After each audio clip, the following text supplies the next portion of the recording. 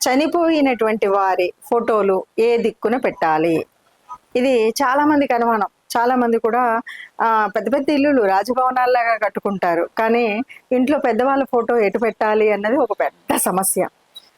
ఇక్కడ పెట్టొచ్చో, పెట్టకూడదో, చనిపోయిన వాళ్ళది హాల్‌లో పెడితే మనకేమైనా నష్టం జరుగుతుందేమో, అరిష్టం జరుగుతుందేమో అనే వాళ్ళు నేటి కాలంలో కూడా ఉన్నారు. ముందుగా ఏ దిక్కుగా పెట్టాలి అనే దానికంటే ముందు ఒక్క విషయాన్ని ఆలోచించాలి. అసలు మనం పెద్దలు లేకుండా మనం ఉన్నామా?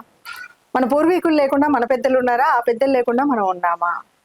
ఎవరైనా సరే ఒక తరం పోవాల్సిందే, ఇంకో కొత్త తరం రావాల్సిందే. అంటే పూర్వీకులు ఎప్పుడు కూడా వయసు వస్తుంటే వయసును బట్టో లేకపోతే ఏదైనా సరే వాళ్ళ కాలం చెల్లినప్పుడు వాళ్ళు వెళ్ళిపోవాల్సిందే, కొత్త తరం రావాల్సిందే. కానీ వాళ్ళ వల్ల వాళ్ళు మనం ఈరోజు ఈ రకమైనటువంటి జీవితాన్ని అనుభవిస్తున్నామంటే మన పెద్దల వల్ల. కాబట్టి అలాంటి పెద్దల ఫోటో ఎక్కడ పెట్టాలి అంటే పూర్వపు రోజులలో అయితే చక్కగా అందరూ కలిసినటువంటి పెద్ద పెద్ద ఫోటోలతో పాటు అమ్మ నాన్న ఫోటోలు, తాతయ్య నాన్నమ్మ ఫోటోలు మీరు రాజవంశీకులలో చూస్తారు కదా, అలాగే మనకి సినిమాల్లో మాత్రమే కనిపిస్తుంటుంది అది కూడా. అలాగా తప్పనిసరిగా హాల్లో పెద్దవాళ్ళ ఫోటోలు కనబడేవి. కనబడితే మా తాతయ్య టీవీ చూడండి, మా నాన్నమ్మ అది చూడండి అని చెప్పేవాళ్ళు. ఇది 10 మందికి పరిచయం చేయడమే కాకుండా హాల్లో గనక ఫోటోలు గనక పెట్టినట్టయితే వాటి వల్ల ఏంటంటే చిన్న పిల్లలు ఇప్పుడే కొత్త తరం వచ్చినటువంటి వాళ్ళకు కూడా అదిగో మా నాన్నమ్మ, లేకపోతే మా నాన్నమ్మ వాళ్ళ నాన్నమ్మ, లేకపోతే మా తాతయ్య వాళ్ళ నాన్న, ఇవన్నీ కూడా వాళ్ళకి తెలుస్తుంది. ఎప్పుడు కూడా మూలాల్ని తెలియకుండా మనం ఆకాశంలో ఎగిరితే ఎగిరి కింద పడ్డమే తప్ప ఇంకేమీ లేదు. ఎప్పుడు కూడా అలాగే మన సంబంధాలని, మన బాంధవ్యాలని, వాటన్నింటి యొక్క మన మూలం ఎక్కడుంది ఆ మూలాల్ని తెలుసుకోవాలంటే ఈ చిత్రపటాలు ఒక ముఖ్యం.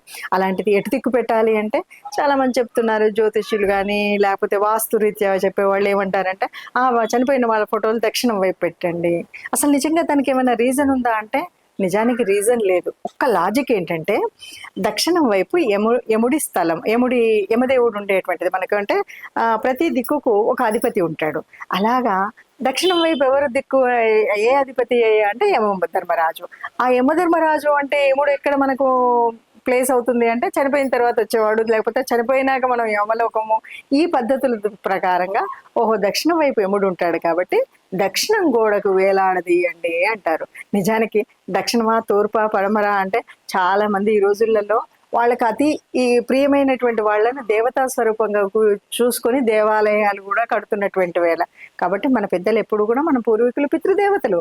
ఆ పితృదేవతలను ఎటువైపు పెట్టుకున్నా మంచిదే. మొత్తంగా మాత్రం వాళ్ళని మర్చిపోయి మన పిల్లలకు వాళ్ళు గురించి తెలియకుండా ఉండే విధంగా కాకుండా ఆ పిల్లలకి ఎప్పుడు కూడా మన పూర్వీకుల సంగతి తెలిసేలాగా ఆ ఫోటోలు ఎదురుగా ఉండేలాగా పెట్టుకోండి. ఎక్కడ పెట్టినా పర్వాలేదు, ఏ గోడ వైపు పెట్టినా మంచిదే.